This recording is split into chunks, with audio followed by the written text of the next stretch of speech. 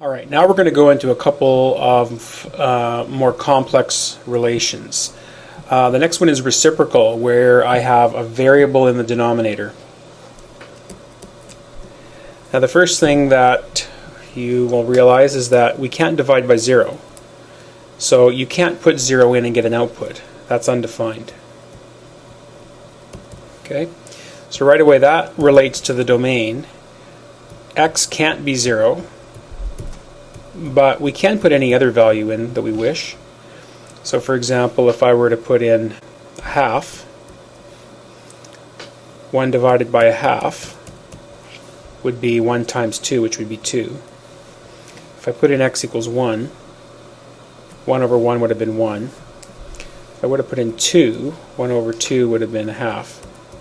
You can see that what's happening is my output is the reciprocal, is the flip of whatever I put in. So if I put in 10, out would come 1/10. If I put in 100, out would come 1 over 100. Alright, let's try plotting these points so far. So I've got the point 1/2, 2, and I think maybe I need a couple more points here. So if I had here 1/10, then 10 would have come out. So right close to the x-axis here, when x is a tenth, y is 10, I got a point way up here. And then plotting the rest of these, 1, 1, 2 comma half, 10 comma a tenth. These points over time are going to get closer and closer to 0. 1,000 would have been 1 over 1,000. So what's going on with the graph is it's getting really, really, really close to the x-axis. And on the y-axis it's doing a similar thing going up this way. And if I had chosen negative values for x, if x is negative 1, 1 over negative 1 would have been negative 1. Negative 2 would have been negative a half. I'm going to get the same points as I did down below, except the negatives of those. So negative 2 would have been negative a half. Negative 3 would have been negative a third. It's the reciprocal. Negative a half would have been negative 2. Negative a fifth would have been negative 5. And so I get the points lining up like so. Okay, keeping in mind that at x equals 0, there's no point here. Now I'm drawing a dotted line here. Anything dotted on a graph means it's not part of the relation. And the other reason I'm drawing this vertical line is that the graph, which is shown in blue, its points are getting endlessly close to the y-axis and also to the x-axis. And these two lines that the graphs get very, very close to as they move to their extremes, these red lines are called asymptotes. Asymptotes are lines the graphs get very, very close to without touching as you go to their extremes.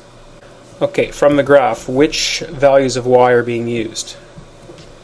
All values of y are being used except 0. And this is a function because it passes the vertical line test. And we get this shape for a reciprocal graph. A reciprocal graph has two asymptotes, and its graph looks like so. That's the expected shape for a reciprocal graph. A number, in this case 1, divided by x.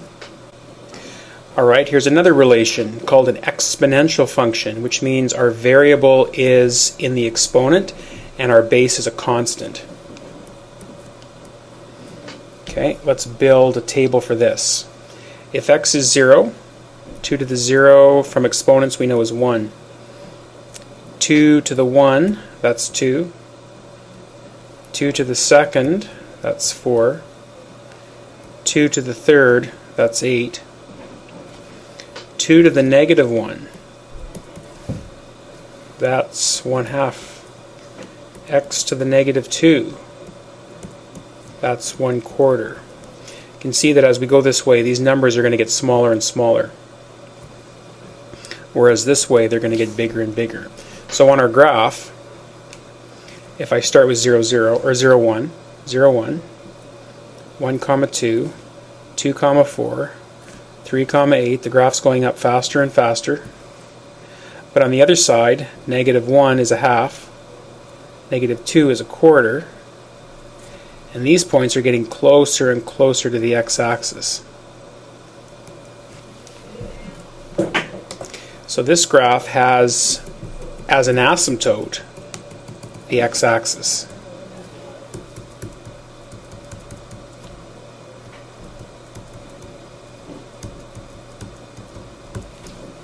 So your domain is all values of x. Your range is values of y which don't reach 0 but are bigger than that. So y is greater than 0, not including 0, where y is real and it passes the vertical line test, so it's a function. And our last relation, x squared plus y squared equals 25. So this one's more complicated because I have two squares happening. So the first thing I'm going to do is I'm just going to think of two values, a pair of values x and y. So if I took 0 and 5, 0 squared plus 5 squared would equal 25. That would be fine.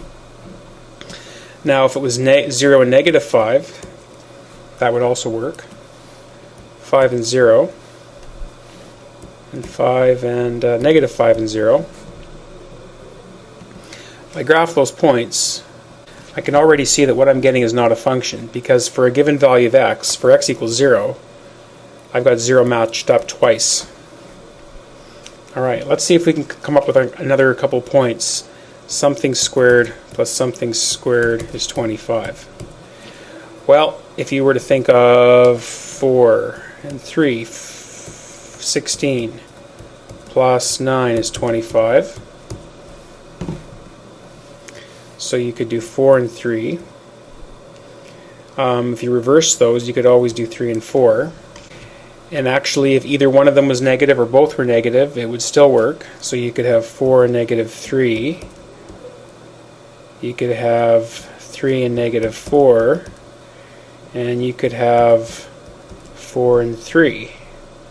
So, in other words, you could have any combinations of negative and positive 4 and 3. So if I put all of those points together, you can probably start to see that we're getting the shape of a circle. And if indeed you took more and more points, that's exactly what you would get. X squared plus y squared equaling a number is always the equation of a circle, which is not a function because it fails the vertical line test. Its domain would be values of x between -5 and 5,